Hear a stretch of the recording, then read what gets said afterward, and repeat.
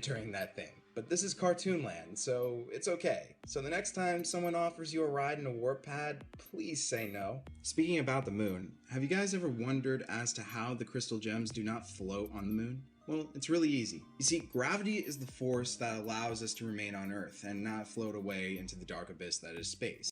But on the moon, gravity is way less than the Earth. The reason why is because gravity is dependent on two factors. The first factor being the distance between two objects. As two objects become further and further apart, gravity becomes less and less, as well as the mass of the two objects. When you increase the object's mass, then they become more and more attracted to each other. So the gems can't really manipulate the distance between them and the moon, since they're already on the moon. But what they can do is they can change their mass. The gems do it all the time, especially amethyst. So when they're on the moon, all they have to do is increase their mass to increase the gravitational pull between them and the moon. So when they're on the moon, or on any sort of planet that has little gravitational pull, they can just increase their mass and then they won't float away.